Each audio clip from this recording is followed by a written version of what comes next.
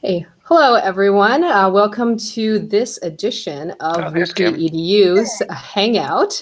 And so today we are going to be, I just realized I need to mute something here. Wait, sorry, I totally screwed this up. Okay, today we are going, I was hearing my own voice back. Today we're going to be debriefing PatreCon and ThinkerCon, which are guests today. Some of them attended both, some of them attended one or the other. We're kind of just going to be talking about like lessons learned or things you did or fun people you met, or really just anything you think of. And so if you're in the comments, if you're watching, if you're joining us, if you were there, feel free to sort of tell us about your experience as well, or ask questions, or bring up things you want to talk about. If you weren't there, like me, who didn't attend either, we'll just sit by the side and be like, oh, that sounds so awesome that you met all these cool people. So anyway, what I will do right now is I'm going to get everyone to introduce themselves. But first, I keep forgetting to introduce myself. My name is Betty. I host a channel called Articulations, where I make videos about art and architecture. And then the next person I'll get to introduce themselves is Corey. Go ahead. Okay. Hi, my name is Corey. I run a channel called 12 Tone. Do stuff about music theory and whatever. And I was at both PatreCon and I was an invited guest at ThinkerCon as well. And Jenny? I'm Jenny Balliff, and I run the channel Science Mom, and it's mostly science experiments you can do kind of from your kitchen for kids like age 8 to 12. And you were at PatreCon. Oh, and I was at PatreCon. Yeah. No problem. And Kim, go ahead. Hi, everyone. I'm Kim Harrison from the channel Socratica, and I went to PatreCon, thanks very much to an invite passed on by Peter. And then I was also invited to come to ThinkerCon. And Nick? Hi, my name's Nick. I run a channel called The Science Asylum, and I attended ThinkerCon. Awesome. And Peter? Hi, my name's Peter. I have a channel called Stacks and Facts where I talk about library and information science, and I attended ThinkerCon. I didn't attend PatreCon because I was at a different con in Toronto. So. We're not talking about that con, Peter. we can talk about it in the end when everyone's left. So. Yeah. Okay, awesome. Okay, thanks, guys. So yeah, we're gonna start by talking about PatreCon, and again, since I wasn't there, I'm hoping either maybe Corey or Jenny or Kim, if one of you could kind of summarize like what it was and what kind of it was for, and what kind of people attended and things like that. Sure. Oh, sorry. I thought you were, but... Go ahead, Corey. Why don't you start? I mean, so PatreCon was a convention organized by Patreon, and sort of the overall, it was, I don't know, the attendees were basically anyone who uses Patreon, which, I mean, in my experience personally, it sort of made it a little bit confusing as to what the point was, just because, like, there's such a broad range of people who use Patreon that it sort of was hard for them to nail down exactly what they were actually trying to do with it. But I don't know, that was my experience. I don't know if anyone else has other thoughts on that, but yeah. Yeah, I would agree that it felt a little bit strange that this was what brought us all together, is like, oh, you make money with Patreon, I make money with Patreon too, but we might do like completely different things. And a lot of times I found myself in conversations where we quickly ran out of things to talk about because we just didn't have any common ground. Yeah. Occasionally, I was happy to meet someone that, was in a really orthogonal topic than what I study all the time or what I do. And every now and then, that led to some interesting, meetings of the mind. But for the most part, it made it like an extra barrier to connecting with people. Yeah. And I've actually found that mostly I had useful conversations with Patreon employees, and they were great. Like, there were a ton of Patreon employees at this conference, and I think they were all really tickled to be there because they were so friendly and so helpful, and, gave me a little bit of insight of what their day-to-day life is like working for Patreon. But I didn't find it as useful of a conference of actually like connecting with other creators. Yeah, I mean, I would say probably the most valuable conversation I had at PatreCon was with Kim. So yeah, I know. That was great. Great. Or like I ran into Caitlin from SciShow, and I'm like, oh my god, I get to talk to her, you know. But otherwise, it was a little bit awkward a lot of the time. I mean, I think I definitely learned some interesting things about Patreon specifically, but I think that could have been achieved through like Hangouts or something like that. So I mean, the big thing for me is just no one's a professional Patreon user. That's not any of our jobs. It's sort of a tertiary part of what everyone who was there did, and so it was really hard to find common ground. And like I would talk to people and be like, this very quickly, like Kim was saying, get to a point where it's like this conversation isn't really going anywhere, and that's not even necessarily from like a business perspective of like, oh no, I can't exploit this relationship to optimize my whatevers. It's just like neither of us wants to have this conversation. Neither of us is enjoying this. We have nothing to talk about that we actually both care about. Like it was just too much work to talk to this person. Yeah, yes. it sort of very quickly got to a point where we were both looking for a way to be like, well, I'll talk to you later. I'm going to go over there. It was very much like, oh, we're in the same place at the same time. Yeah. Like meeting some random stranger at a bar. I don't know. Jenny, did you have a similar experience, or was it different?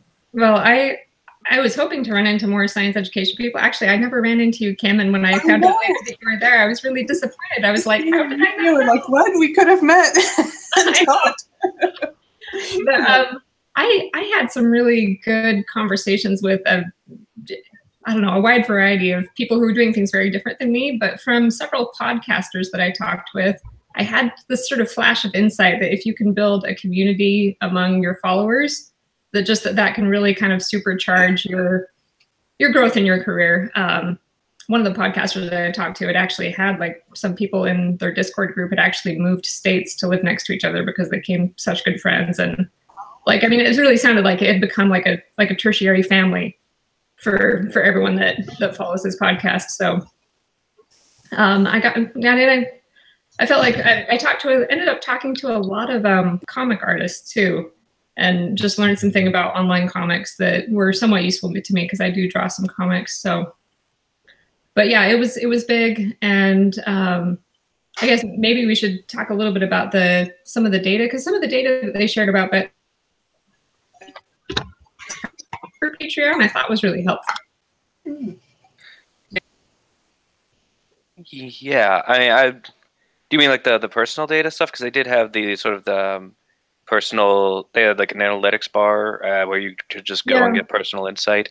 And I kind of looked at going into that. I didn't wind up going because I had just started doing sponsorships, and my Patreon had dropped like a bunch because of that. Because people were like, "Oh, you're making money some other way." So it was like I didn't bother because I wasn't sure how they could tease any other noise out of that massive signal.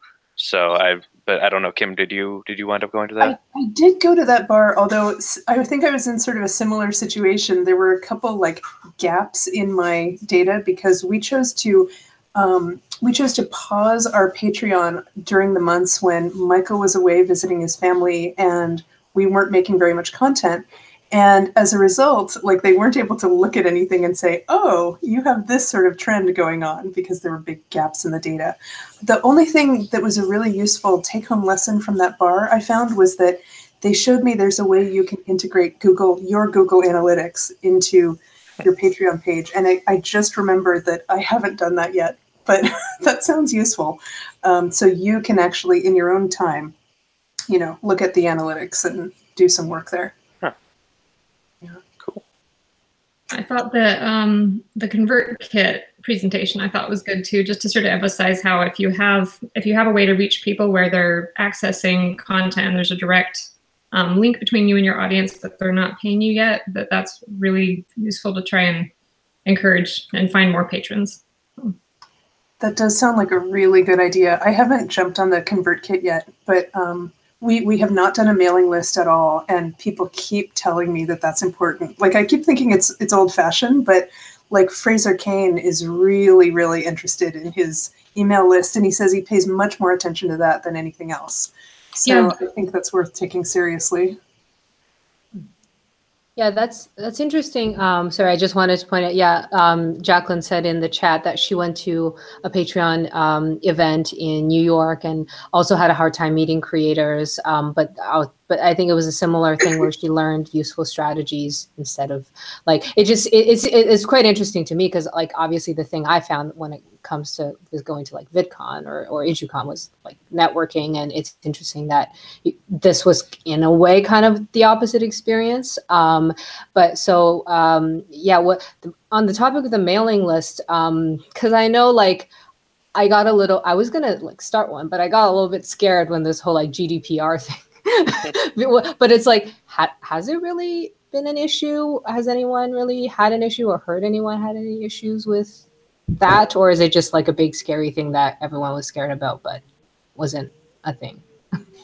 So I run a mailing list for another organization. Oh, okay. And we do it through MailChimp. And MailChimp took care of all the disclaimers because ultimately at the end of the day, what it is you just have to make sure like, hey, just so you know, this is the new rule, and we just kind of let MailChimp deal with all that stuff. So okay, yeah, same.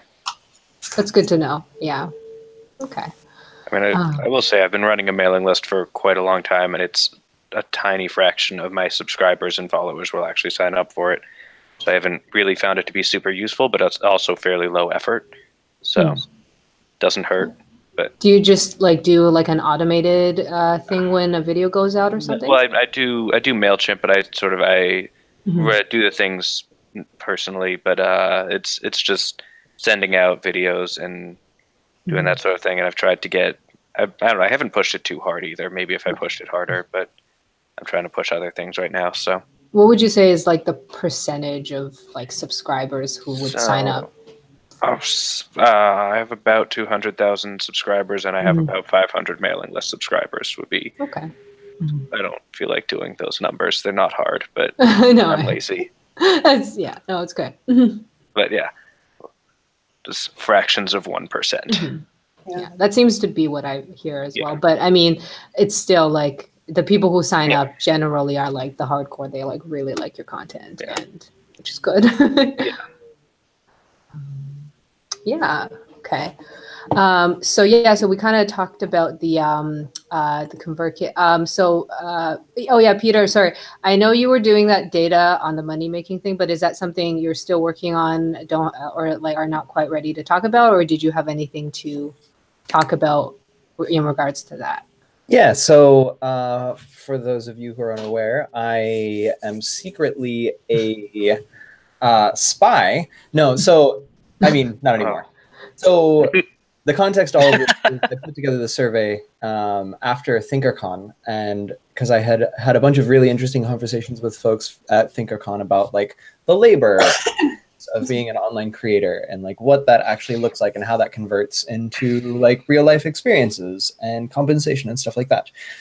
So I can't give out too precise of results yet because I'm still collecting stuff, but I can say that I've gotten 40 respondents from small folks like between 100 to 500 subscribers and big folks from greater than 1 million and multiple of folks at every stage. And it's not just YouTube creators, it's folks who make educational content as blogs, podcasts, comics, journalists, and all that stuff. So once I have more on that, I will let you all know. And that's probably going to end up being, so I'm going to stop collecting data at the end of December, and then I'm going to start analysis like first part of January, and then I'm going to actually put stuff out mid to late January so that people know what's going on with the world for folks. So yeah.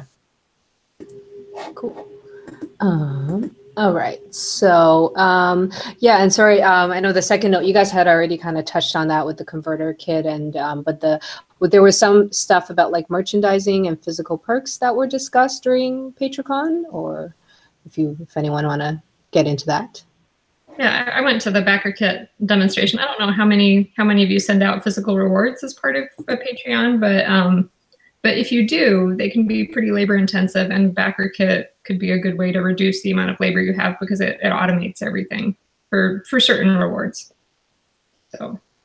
Okay. Yeah, no, that's something we've actually avoided as much as possible. And that's something that came up amongst people that I talked to at PatreCon, that almost everyone tried to do some form of digital reward.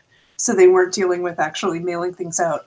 But I do like the idea that it's a possibility. And especially there was one topic that came up a couple times during the talks at PatreCon, and that was offering a limited time reward, like a special reward, that really helped bring in people. And so maybe for a special event or like a one-time deal to bring in new patrons, you could consider offering some special physical reward, and then maybe Backer Kit could help with that. Yeah. The special offers, I don't know if any of you were at the live stream that they had last month, but they're very excited about the special offers because they've seen more like rapid growth increase with that than anything else they've tried. That's right.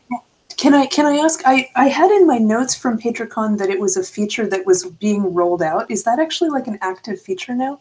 It is. So I participated in the beta, and we ran it for 2 weeks where it was like, sign up before November 30th to get, stickers and color changing pencils. That was my special offer. And you can make it anything you want. It could be digital and they suggested that it just sounds and rolls out a lot better if you say it's for all patrons, something you're going to give to all patrons. So it's not, people who have been supporting me for years don't get it, but you new folks do.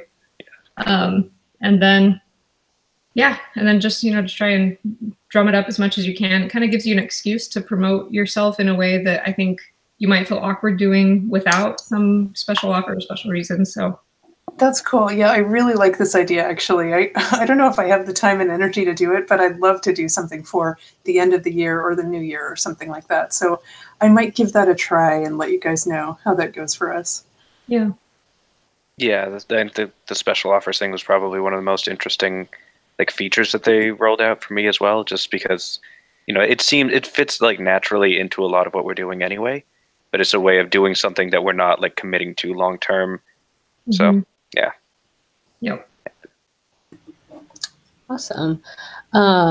Yeah. So, and then Kim, I know you had put some notes in here about the, or I think that was you, the encouraging people to donate more. Right. Yeah. Wondering if you could talk about.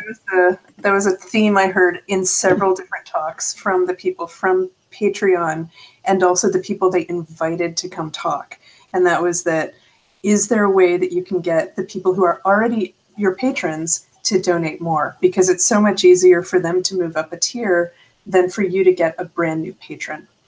And so some of this made me a little uncomfortable because everyone I talked to was like, you've got to get rid of that $1 tier. And I'm like, most of our audience is not in the US and $1 is a huge deal to them. So I'm not going to go to these people and say, $1's just not enough. So it depends on your audience, I'm sure. But I kept getting that kind of pressure that, move everyone up a tier. And I mean, that's good for Patreon. I know it's also good for you, but that made me a little uncomfortable. Yeah, to tag on to that, I definitely also felt a lot of, especially the way that the Patreon and the companies they brought in were talking about it, sort of conflated two different ideas. And the one is the idea that as a creator you deserve to get paid, and I think we all agree with that. And I think I'm glad that Patreon believes that, and I'm glad that other people believe that and are willing to pay me, and that's great. But they were also sort of conflating that with the idea that specific people owed you money. And so it's just and that it is sort of, I don't know, the way that they talked about a lot of these sorts of things felt very transactional. And I mean, it is a transaction. They're literally giving you money. That's what a transaction. But it's sort of the way that they're approaching fandom, and partly that's because that's their job. That's what Patreon employees do, and that's what they're there for. And so that's how they think about these things. But I also felt that sense of discomfort with a lot of how they were talking about the creator audience relationship, because I don't know, I felt very, like I said, transactional and very focused on these people should be giving you money instead of you should be doing cool things, Yes, absolutely. Although I simultaneously got this message from the Patreon people of, you don't want to send that message to your patrons or potential patrons. Don't, they said specifically, don't use the word donate, but use other words, other euphemisms, basically you are supporting our work, or you are becoming a member, or this sort of thing. softening the language that people would be more comfortable with that. And you know, I'm fine with that as long as that is genuinely what you're establishing, like a little community of people who all think this work is important and they want to support it and so on. That's great. You know. Nick, did you want to add to that? Because even though you weren't there, obviously you have a Patreon, so. Right. I was actually just going to say that I feel like getting rid of the $1 tier could come across offensive. Like, oh, well, I deserve more than just $1 from people. This doesn't make me comfortable at all. Yeah, same. I think it's really important to have that thing that just says like, hey, thank you for like viewing my work as worth your money. Like even if you don't have a lot of money to spend or you don't think it's worth a lot of money or whatever, thank you for putting anything towards this because that's still great. Yeah, no, for sure. So Jacqueline just she commented that they kind of consider it like a membership instead of a like donation, like a charity, like which is it's a different way of framing.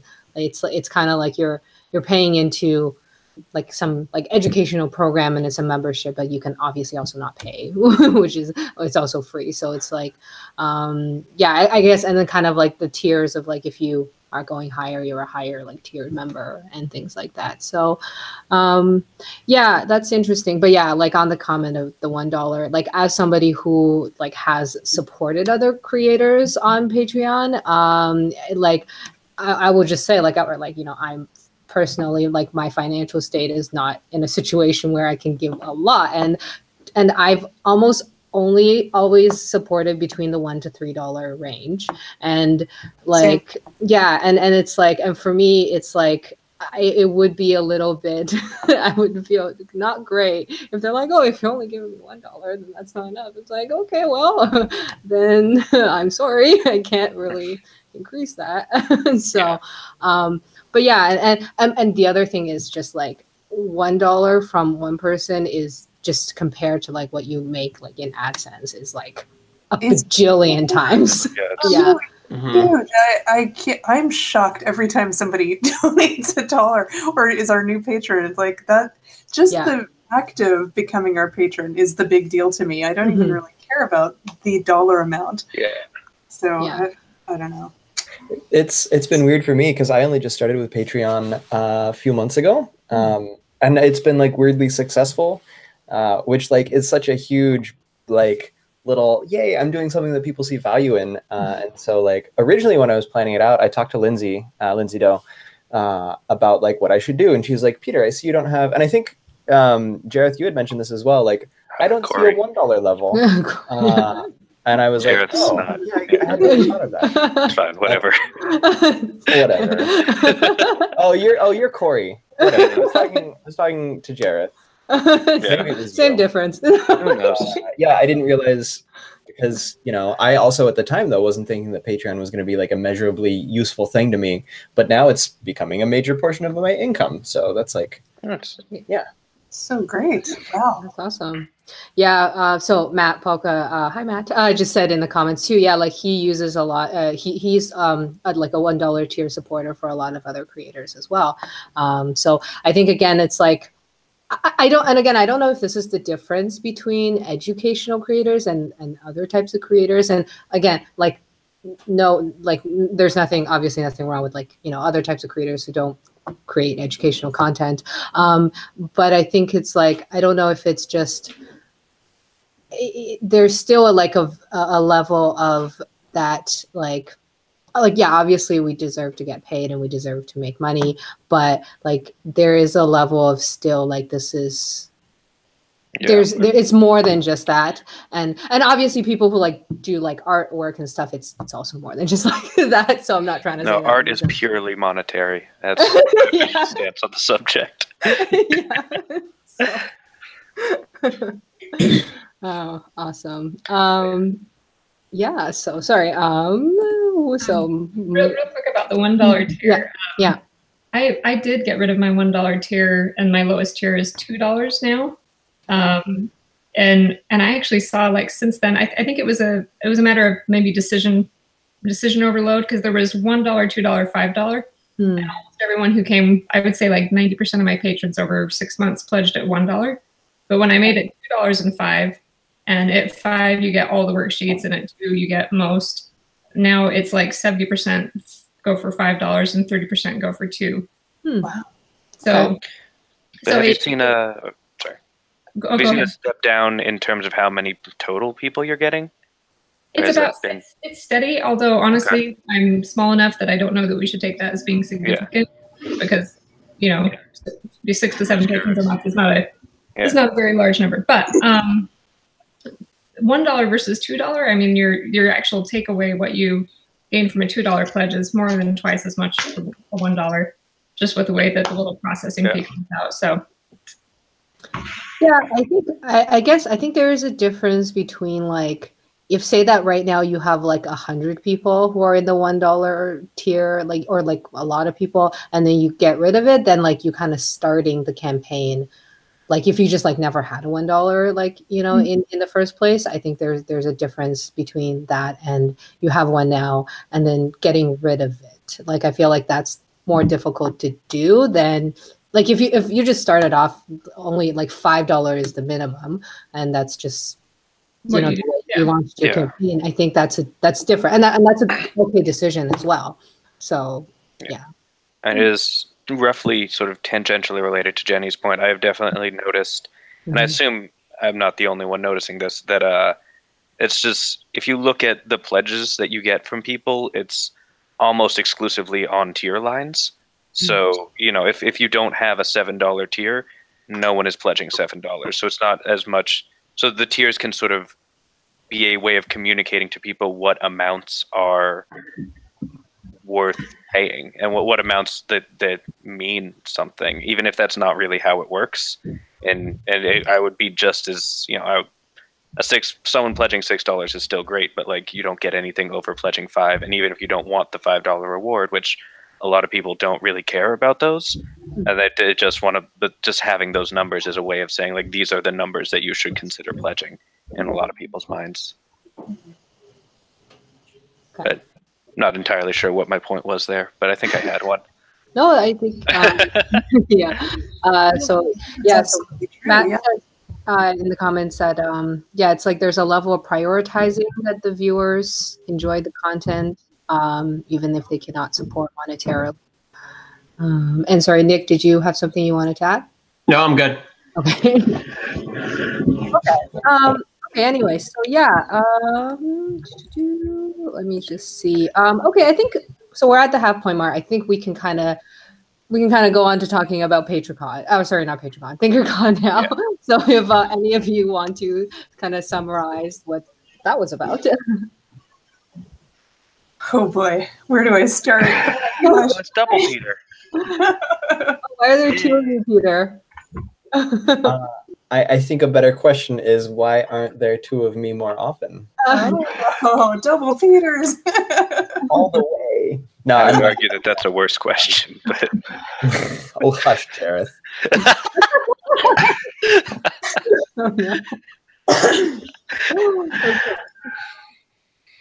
Okay, you were gonna talk about. I'm honestly really not sure where to start because it looms large in my mind, and I don't fully understand why it was so much better than every other con I've ever been to or every other meeting. It was a really different kind of experience, and I don't think I want to really put it in a different category. It really was not like VidCon or PatreCon, or parts of it reminded me of EduCon, but it was more like a summer camp kind of. And it was space camp. I think I was at space camp. I think an important difference for me between, like, at least the sort of private side of ThinkerCon and the and EduCon was just that at EduCon it was all, I don't want to say all business, but it was like we had a day and we had a bunch of people and we wanted to just talk about educational video. And I think ThinkerCon behind the scenes made a lot of effort to sort of make it not all that. Like they had more sort of recreational, casual space to just sort of like hang out and not really be there to network. And that was the thing that like Destin really stressed at the very beginning, was just like at the first like meeting and stuff, was just like everyone don't over network. Don't like be like, oh no, I have to go check all these boxes and meet all these people, and I have to be able to say that I took a picture with CGP Grey and with Captain Disillusion and all these people, and it's just like, just talk to who you're talking to, and it'll be someone cool. And it was, and so that sort of set a really good tone for the event. And that's not to say that like there was a bad tone at EduCon. I don't want to. The EduCon was also fantastic. It's sort of, I think that was sort of one of the main differences for me with ThinkerCon was just that it felt much more like all just like, I don't remember who said summer camp. Someone said summer camp, but it sort of felt like, yeah, just getting together with friends and socializing, and they had room to talk about like the work that we do and how our process is and the more technical aspects of things, but there was also room for stuff that wasn't that. Yeah. I think that was a major difference for me. A thing I really liked about ThinkerCon was that, like, it wasn't a con, it was like a retreat. I feel like is a really good way to put it, because it wasn't like there was a little bit of like supervised fun, but most of it was just like you figure out yourself for yourself what you want to do, and I think that was really beneficial because it kind of made it such that we were all just hanging out with a bunch of experts in our respective area, and that area was whatever we did. So like I had a great conversation with a copyright lawyer on a bus. Nice. And that conversation went from like a bus ride that was like 20 minutes, and then it extended another like 30 minutes when we got to the place that we were going. And at the end of all of that, that was way more enriching than any kind of like panel or anything else I could have done. And like kind of just getting to see each other in not really the natural environment, but like seeing each other operating as the people that they are rather than the creators that they are was really nice. Yeah, that made a big difference. Those bus rides, I don't understand why they were so effective, but maybe this is what we should do. We should just put creators on a bus, drive around the city, you know, play musical chairs, switch up every now and then. I don't know. Yeah, so many good conversations on the bus. Wow. Yeah. I don't know who it was who put the question, which I do find is a really interesting question, which is how to interact with people / channels bigger and smaller than yours without being bracket too weird. I'm wondering if any of you have. I actually put it in the sheet. Okay. Yeah. Yeah. It's hard, but I think sort of. Partly, I don't know, it's sort of a little bit different being in the sort of private invited side because there's sort of, at the very least, you have inherently this voice that like someone like Destin or Henry or whoever invited you thinks you're good and thinks you deserve to be there. And so you can sort of use that as a confidence booster. But like a lot of what I tried to do is like, you know, if I met someone who I was a huge fan of, like I would tell them, and like people told me that too, and that was nice, but like it wouldn't, just try and go from like, oh, I'm a huge fan, and then dive into the conversation and whatever you want to talk about, or whatever they're talking about, whatever their expertise is, maybe ask like questions about that. I tried to focus as little as possible on like, hey, I love your work, and more like, hey, let's talk about a thing you're interested in. And that's sort of, I think a lot of times, I think a lot of like people who do, like especially people who work in online video and especially people who work in online educational video, it's like the idea of being a celebrity is kind of weird and uncomfortable. And like even at like the level of like the micro celebrity that I have, which is not, you know, I'm not like huge or anything, but like even just having like an audience, it's just like, it's a really weird thing that like I'm not always super comfortable reflecting on it. I can't imagine what it's like to be someone like Diana Cowan or like CGP Grey and just like be like, I could upload like the randomest video and get 1 million people to watch it and just like, so I tried to sort of avoid drilling in on that, like, and trying to focus on like, hey, let's interact as peers, because I think that's how a lot of even the higher level people want to think of themselves, is as peers. And as like people who also want to talk to you about doing this sort of thing. Yeah. I think the idea of even being micro celebrities also really shifts a person's frame of mind. Like when I was there, I had a couple really like genuine discussions with like bigger creators, and at some point they all ultimately got back to like this idea of celebrity, and like I told them like my first experience with what it was like having someone come up to me who I didn't know, and they said, "Hey, you're Peter, you make this thing, I really like it." And it became this thing where like we both could rally around this idea of feeling deeply uncomfortable by that. And I think that was a really good way of breaking the ice. Granted, I guess that's only a limited way of breaking the ice if you've never had that experience. But like just recognizing that people are actually humans and there's a lot more to them than what you see on the screen. You know, I ask questions about them as people, not as creators. Like, how are you doing, Tom Scott? Or, hey, Brady, I was wondering what it was like when you got started working with the Royal Society. Things like that. So. Matt in the comments, he says that, excuse me, he loved hearing about people being interested in nerding out, but also being interested in to listen to others and finding common ground in how people create and think. And yeah, I think it's one of those things that it's like, it can be awkward, but as soon as you're kind of just like, oh, hey, this is just a person who makes videos like me, it really doesn't, I guess it's the answer. It's like, yeah, if you don't let it affect your conversation, then it kind of doesn't have to. And I think it might have been when I first met Destin, he had said something along the lines of like, he's really happy when like somebody comes up to him and says like, oh, like what, like want to talk about a content that he made in a video. Like it's not like people coming up to him wanting to know about him, like, or like his personal life. Like and I think we are kind of lucky, like when you're making educational videos, that most of the people are really more so like interested in the things that you're discussing in your videos rather than like you personally. Because I think the uncomfortable nature of some celebrities is that people are like interested in their personal lives, and it's like that's something I think none of us want. Like, so yeah. So Nick, did you have an answer to your own question?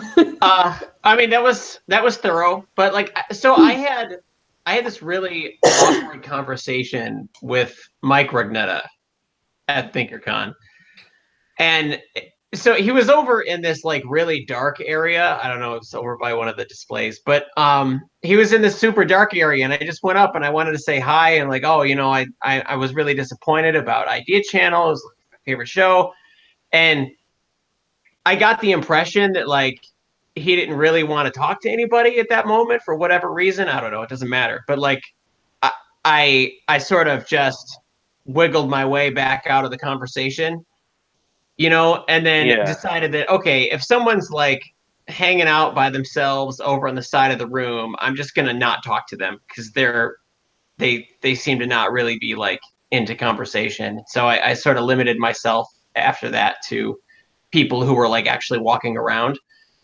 But I wasn't sure if I had done anything wrong to make that more awkward than it had to be. I don't know. I mean, so he may not have been looking to talk at that exact moment, but I was like, there was a private, like, separate creator room that we could go hang out in if we really wanted to avoid people. So I don't think walking up to him while he's on the floor, and especially like if you sort of took that and walked back quickly, you know, just like, okay, I'm reading signals, you don't really want to talk right now. But like, if he really just like really didn't want anyone to approach him, there was a place he could have gone for that. So I suspect that was maybe just trying to catch a quick breath and then go back in, more than like trying to be completely left alone. Would be my guess. But yeah. I will say also that that's been my experience probably my whole life. Every time I've met someone who's well known or like an author that you think you know them based on what they've written on the page, or now it's even worse with YouTube, you really feel like you know these people, that there's always a moment of, you know, like shift in your mind to adjust your impression of what this person is actually like. And it's awkward on both sides, I think. I think that's, it's inevitable. And I wouldn't feel bad about that at all. I think it's just the nature of the beast. Yeah. So Chelsea says in the comment, Practical Poppins Chelsea, she says also, most of the time when we feel awkward, we tend to obsess about our potential missteps and it hangs over our heads much more than the other person in the conversation. She says, I felt awkward, like an awkward turtle that way many times. And I think so too, like Nick, like, yeah, it could just be like everybody has those moments where they're just maybe a little bit like, oh, I need to like catch my breath. And maybe it's because they've been talking to lots of people, or maybe they were just tired, or no. and we all get that way. And I think again, like the first time I met Hank Green was in an elevator, and what I said was, "Are you Hank Green?" and he was just like, "Yes." And I'm like, cool. And then I remember after that, like every time I'm like, oh, I was such an idiot. Oh my God, I was so stupid. And I'm like, I'm sure he not remember. Yeah. I had my very first VidCon, like it was some panel, Henry Reich did something, and I hadn't been expecting him to be there. He was just made an audience comment and was like, oh, I'm happy to talk to people afterwards. So I went up to thank him for some of the his work and also some feedback he'd given me, because I had sent him an email. Anyway, so I went up and I was super awkward, and it was just like, it was so like uncomfortable, and I was very quickly like, I need to get out of here. And he was just like, wait, what is your channel called? Like, give me. And I was like, okay, it's 12 toes. I left, and then I sort of like, so I was like, that was super awkward. I would sort of I want to talk to him again. So I went to another panel he did, which I was going to anyway. And then after that, I went up to go say hi and be like, sorry, that was super weird. And the first thing he said to me when I went up to talk to him was, hi, nice to meet you.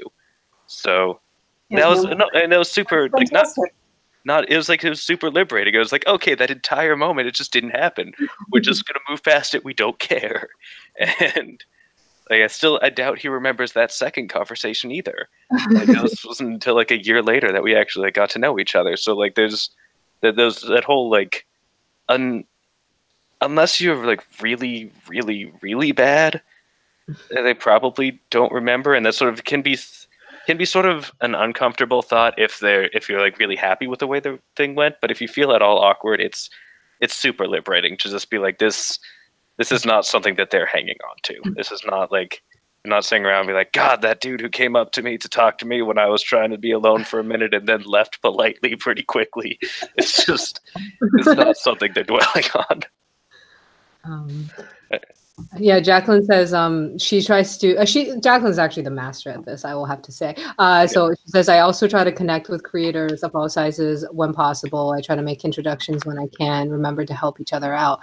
And yeah, I mean, and I will have to say, yeah, like the first like VidCon Jacqueline and I went to, like, I think, you know, we both had like 112 subscribers or something like that. And but it was also just very just like, you know, like whatever, like we all have to start somewhere. Like we all have to, you know, you just kind of, you just kind of go and you talk to people. And if some people don't want to give you the time of day, it's like, okay, well, whatever. And then, but you'll quickly find that most people are really nice and they do. So. Yeah. Awesome. Oh, there's my mic. And I would just say, like, having met approximately everyone in YouTube EDU, like that is a thing. I still have super awkward conversations with people. Like, it's just kind of the nature of the game, and it goes back to this whole thing. And I'm going to talk about research for a second, because this is the thing I do. There's this, what we're talking about is called parasocial behavior, and it's the same thing that we see with celebrities and we see with podcast folks and everything. It's basically the idea that you have a one-sided relationship where the sensation of intimacy is there, but it's not, because there's a general imbalance between knowledge of the viewer or the reader or the listener and the person who is viewed or listened to or read. And it's totally normal, and it happens for everyone, and it will keep happening for everyone. So don't sweat it. That is true. That actually, a couple of the best conversations I think I had at VidCon was when I met some creators who I absolutely had no idea who they were, because of course, like I only know educational people, and even there are some people I just happen to not know. And then of course, like I would talk to somebody like at some point, and it would be like, oh, like this person, like, you know, is like a vlogger or someone who has like 2 million subscribers, but like I didn't know, like it's not written on their badge. So like, and then, but it's like I just like, you know, meet these people and have these like really great conversations. And I think it's, and it was because that imbalance wasn't there. Like, it's like, I didn't know who they were. They didn't know who I was. Obviously the conversation, like you guys said at PatreCon, it's not like they went much further, because especially when someone doesn't do education, it's like, there's a limited amount of things you can talk about. But I think it's like, that's when like that awkwardness doesn't exist. So. All right. Yeah, did you guys have anything else to add about ThinkerCon? And I have a question for Nick, I guess, just because I've been getting people asking me sort of like, was ThinkerCon worth it? And that's sort of hard for me to answer as someone who was behind the scenes at the private stuff, because it was, I guess, a very different experience for me. So what do you think in terms of like just value? Do you think it was worth going to? Right, because I wasn't invited. Yeah. So yeah, I mean, so I wasn't sure while it was happening, because it was a lot of money for traveling and staying in a hotel and everything. But I think some of the interactions that I had during the event, the more comfortable ones at least, were worth it, I think. And just sort of like keeping connections with people. So, for example, I had met and spoke to Diana Coward and Anna Rothschild at EduCon back in June. And those were much more comfortable conversations this time, because I already knew them, sort of. Yeah. And so we weren't like meeting, we were just running into each other again. And I ran into Caitlin from SciShow again, and like got a big hug and everything. That was like, you know, she's wonderful, by the way. Yeah. But those interactions alone, I think made it worth it. Yeah. Cool. It was much more casual than EduCon was, and I really appreciated that. Yeah. Cool. I just would have liked to have been there more days. Yeah. Given the longer public event. I was going to ask that. Do you think maybe like a full day public event would be more like it? I think so, or at least maybe like 2 days for a few hours a day. I don't know how that would work, but yeah, I mean, more time, so that it at least, like, I'm not just, you know, driving somewhere and spending a few hours at a thing and then driving home. Yeah. Yeah, I wonder if they could do something like they have a public event that's not necessarily mingling with, you know, YouTube stars or something, but something arranged so people who are there for the event could also go to, you know, like a Rocket Center or something like that, have discount tickets to see some of the attractions of Huntsville and be around like-minded people that you might run into, you know, something like that. So it's more than just the evening event. I don't know. We did have a discount for the Space Museum. Okay. Oh, nice. We got half off. Nice. Oh, that's great. And so I actually went through the museum a few hours before the event. Cool. And so that was nice. That's great. Oh, I'm glad to hear that. Okay. Yeah. Yeah, no, just like it felt, the whole thing felt, from what I was saying, like they were trying to do the private event, and the public event was more sort of for funding and also for like marketing, so that they could put the word out that YouTube funded it and put the word out that it existed and try and like get attention for that. But it didn't really seem like it was focused around the public event. So I was trying to figure out how people who were just at that felt about it. And Jacqueline was saying in the chat that it was probably only worth it for her just because she got to also work with Jabril while she was there, and that probably wouldn't go again if it was the same. But just trying to get perspective on that. So, cool. Mm-hmm. Yeah, I would have liked to have been part of some of those field trips you did in the few days before. Yeah. Yeah, and I guess, I think that is good to, I don't know if they explained it at the at ThinkerCon, but obviously I was at the ThinkerCon, I went to Random Acts of Intelligence back in 2014, and it just sounds very much like, you know, at that time it started as Destin just kind of wanted to hang out with a bunch of his creator friends. Then they thought, oh, maybe we'll make it like a public thing, and then that ended up just working out really well. And again, I think similar to what Nick you were saying, it's almost like the benefits are intangible in a way, because I'm like, yeah, like back then, like, you know, it was just like 4 people. Back then it was just Destin, Derek from Veritasium, like Henry, and 5 people, Brady and CGP Grey. But and again, like at me as somebody who doesn't create like science content, like for me it wasn't like it wasn't like super valuable from like that perspective. But I'm like, but at the same time, like I would have never met Jacqueline like if I didn't go. And it was just like, you know, like, and I don't know if like We Greet You would have happened. Like, so it's one of those things, or she probably would have done it on her own anyway. So she does everything. But yeah, but it's like, it's really hard to, it's like to say, is like, is it like, yeah, again, I think going back to talking about like from a business point of view, it's like, yeah, like maybe not like the amount of money and stuff like that. But it's like, yeah, but you know, you get to hang out with friends, and it's, and you know, I know that's that type of stuff is, you know, hard to quantify.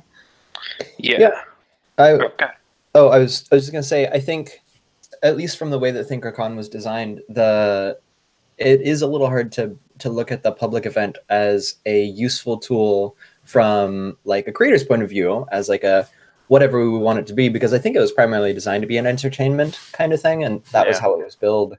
And so yeah, it's tricky. How much was the ticket to the public facing event? It was $130, I think, per ticket. Oof. Yeah. And so just for a few hours it seems a little excessive. Yeah. Yeah. Okay. Yeah. Like I would largely agree with Peter that it sort of felt like it was, for just the public event, was billed more as like an entertainment, like come say hi to your favorite creators and get a selfie with them. Yeah, like more than it was. Yeah, and then like dinner and a show, and more than it was about trying to like be another EduCon, whereas like sort of ThinkerCon behind the scenes was trying to be that. So I think it was sort of may not have been optimizing the public event for people like us.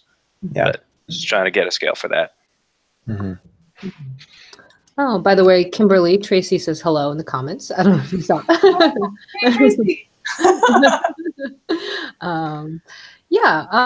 Well, okay. So, and then, so what was the like the public event performance thing? Was it like there was a thing on stage that was done? Yeah. So there were festival at either end. So the way that the space was designed is it's very long, and then above they had a rocket hanging, and so at the front of the rocket they had one stage, and at the back of the rocket they had another stage, and they just had rotating acts. So technically the middle of the rocket was a third stage, but it was the back. Never mind. Making a rocket joke. Hey. Good job, Corey. That took me like and then there was also the Festival of the Spoken Nerd that was going on. Yeah. So everyone had tickets for that for a specific show. And that also, they incorporated some of the people who were invited to ThinkerCon. And so some of those actually were super nice that, you know, those people got a chance to present, and they don't usually, you know, that was a different experience for a lot of people that attended. Did you guys have any song and dance show portion? I did a panel. Very good. Yeah, I did. I actually wound up having the last panel of the night where we talked about music with Mike Rugnetta and Henry Reich, which was pretty cool. But yeah. Okay. And then like was it like a sort of like a Q&A sort of thing? We did a bit of Q&A. It was sort of, we wound up at Mike's insistence going out and just like sitting down in the audience, which seemed, because it wasn't a huge amount of people, so we could sort of have that more personal connection. And then the volunteer running the panel was just like, guys, we're recording this, So you have to talk into microphones, and we only have this one floating mic. So it wound up being kind of awkward because we just had to pass this mic back and forth, and we weren't quite sitting next to each other. So but yeah, we mostly sort of the three of us talked, and then we did some Q&A at the end. But yeah, it was just sort of, I think it looked like a lot of the panels were doing more Q&A, and I think that probably would have been better, honestly. Just trying to just make that as open as possible, because the questions we got were really good. I was afraid to do Q&A just because a lot of the times Q&As wind up being like, what's your favorite song? And like, what color is better? And it's just like, I don't want to, we only have half an hour. Let's make sure this is valuable. But like, as soon as we opened it up to questions, we got like really good ones right away. So, and it looked like watched some of the other panels and they got some really good questions too. So I think that audience was well primed to just like have actual, like the sorts of people who are going to spend like $130 on a ticket are not the sorts of people who are going to waste their opportunity asking what's your favorite song.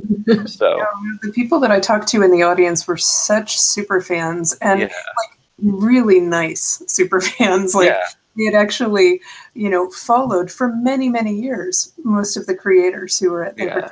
And so that was a real treat for me to get to meet some of these people. Like I ran into this fellow in the audience. It was the weirdest coincidence. Someone who lived in the same town that I lived in when I went to Princeton. And like we got down to like exchanging, well, what street did you live on? It was the weirdest thing. But he was there with his two little boys, and he's raising his kids to like, be fans of educational material on YouTube. And I was so tickled to meet them. So it was things like that kept happening over and over during that night. So that I was really tickled with. And I hope it was as rewarding for the people who attended. I mean, I get the impression it was. Yeah, I mean, from the fan perspective, like the people I talked to who were there to meet people, and the people who knew my work at least, like it definitely seemed like it was valuable from that perspective. Like I got to meet someone who apparently had like been inspired to get back into making music from my videos and asked me to sign his synthesizer. Nice. And that was awesome. But like, so those from that perspective, from like people who were looking just to like meet people that they had inspired them and they like were fans of and everything. I think that was good. I don't know. I think I don't know. I lost my train of thought. Someone else talk. But I think that is like it is valuable. And again, to be quite honest, like I personally also like meeting creators who I'm, a fan of, and just talking to them as well. And so it's and I think it is the nature of like, I do still think just like viewers of educational content on YouTube are just on a level like just so much better. and again, I mean like just sort of like the questions are much more like thought out, and they're just you don't have like it's not the nature of like the fan culture that it's like you think of when it comes to like celebrities and whatever. So and it's kind of in a way like VidCon obviously is a thing that is like it is just like really big, and it has just like so many different types of creators. And again, like that's the nature of it. It's focused on education content. It's focused on like all of YouTube and all of all different types of content creation, which are all important.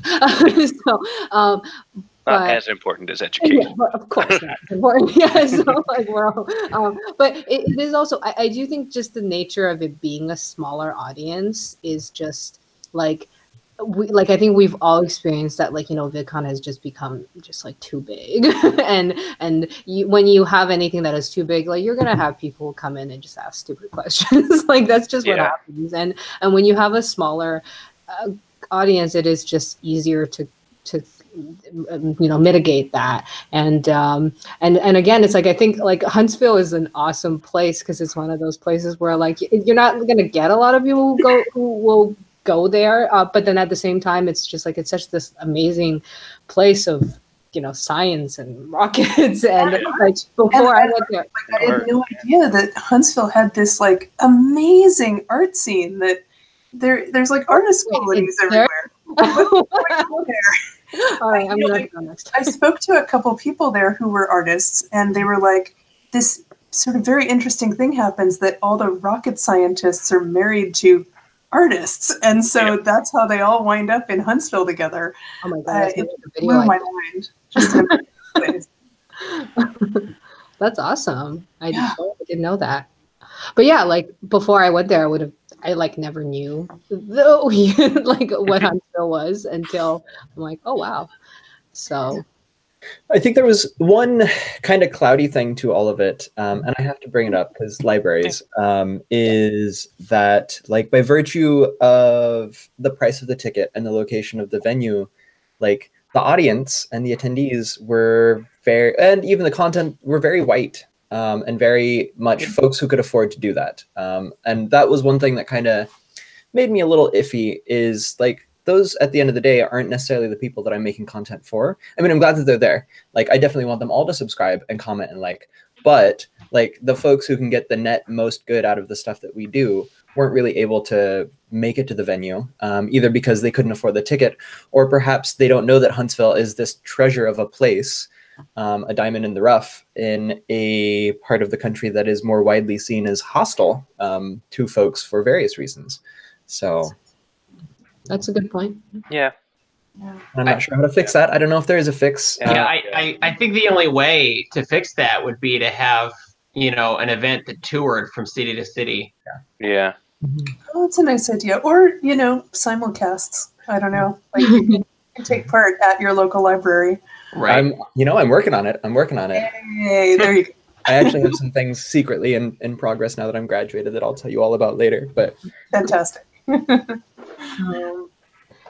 Yeah, and you know what, and this is kind of and yeah, thank you, Peter, for bringing it up. And Jacqueline does say that, like, she has always talked about that in Wiki EDU, we do try, we're striving to become more diverse as well, which is, again, it's you know, it is difficult, and it is, but I think there is an effort kind of has to be made, and then we kind of just have to do the best we can. But it is it is a thing that, like, I don't have a solution for that as well.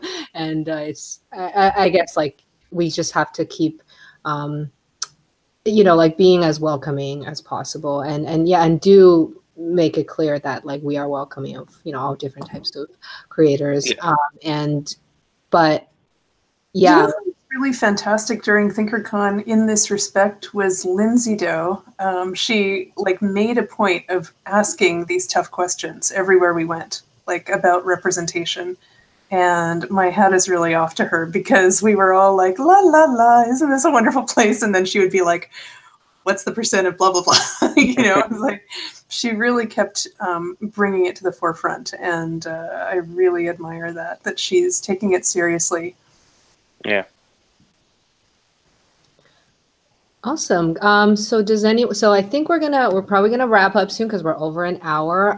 Just gonna see if anybody in the comments have any thing that they wanted to add, or any additional questions. But so for all of you, like, both PatreCon and ThinkerCon, like, do you have anything else you wanted to add, or anything else, any other takeaways? I'm not sure if I would recommend anyone to go to PatreCon unless you are a relatively new creator, new to using Patreon, and you want to learn all about all the things that you can do with it. Or, you know, if you want a chance to actually meet the people who work for Patreon, it's great for that. I don't think it was something that I need to attend in person. Yeah, I would also, I would view it more as a tech demo than as a convention. Just a place to go see, like, here are the tools, here are the people working with the tools. Or here are the tools that we're doing, and just, instead of being like, I want to go, like, meet anyone, that's not really a good setup for that. I agree. I really enjoyed PatreCon. I think I agree that for meeting, like, creators that you can collaborate with, it's probably not as useful, but the people who were running it, you could really feel that they were super invested in wanting your career to succeed. And that incredibly motivating and uplifting. Yeah, and actually, now hearing that, so sorry, where I didn't even ask, where was PatreCon? Los Angeles. LA. In LA, in downtown. Far from me. like, 'cause I actually, now hearing that, I do actually think it might be something that's like maybe not as valuable for a lot of other people in WeCreate who already like or have been doing it now for a while. But I actually personally think it actually may be useful for me because again, I don't have a Patreon. I have a tip jar, which again, I'm still whenever someone donates like $3, and it's like what? No, in that case, Betty, I think it would be great. I think you could go and get a lot of new ideas there. I think it would be perfect for someone like you who is maybe thinking of starting up a Patreon and you've had some success with like reaching out for money, but you want more ideas or learn how to be more effective doing that. Yeah. I mean, the one problem is it is, or at least it was this year, invite only. So I think you already have to have a Patreon to get invited. So, which I don't. So that's why I was not. So, which is fine. Yeah. So. Okay, no, that's like that is good to know. Yeah, I just want to say that I do think ThinkerCon was just unreasonably amazing, and that Huntsville as a city did such a good job at welcoming us and really making us feel like we belonged and that we had a place. And like every single person I met was the nicest human being, which is alarming because apparently maybe they're all the same human being existing in different quantum states. That's the only explanation I can think of. But like, I'd never considered. You have to get to the bottom of this. Yeah, Nick, this is your job. I'll think about it. I might actually go back there for vacation. I made some really good connections at Steamworks. The guy who like sponsored me to go there. The guy who owns it or who started it, he used to work in libraries, and I met another librarian there who were cajoling into getting onto YouTube as well. Good. Our experiences. Alex? Yeah. He was super cool. Oh my God. He was excellent at selling people on libraries. See what I did there? Because, yeah, that's right. Oh my God, Peter. We had matching cardigans, y'all. Oh, well, awesome. Yeah. So anyway, oh, sorry. Was there anything else? I didn't want to cut anyone off. Okay.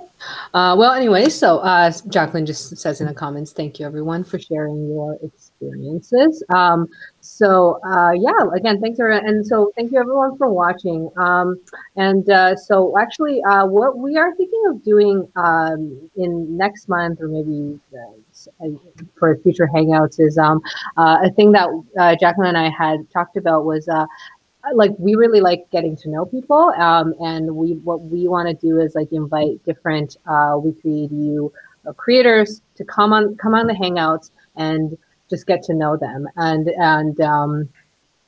again, like you guys were saying, like it's sometimes like at ThinkerCon that was just like a really cool thing is just hanging out with people and getting to know them. And I think it's like us as a group, we want to continue to do that, and we can because we have the internet. So yeah, if you're interested in being on air on right now as a person where we get to know you, not just your channel, but like who you are, please either like send me a message in the Slack or like tweet at me or tweet at the at WeCreate.edu or let us know, and then we'll schedule and then we'll do more hangouts where we just get to know each other. That's such a great idea. I love this idea. Yeah. Oh, okay, great. Jacqueline came up with it. So like awesome. Well, awesome. Well, thank you everyone in the comments for joining us, and thank you for all your great feedback and all your great questions. And again, we will do this again, and we are going to go off air now. So have a good night. Yeah. Bye, y'all. Good middle of Bye. the day. So.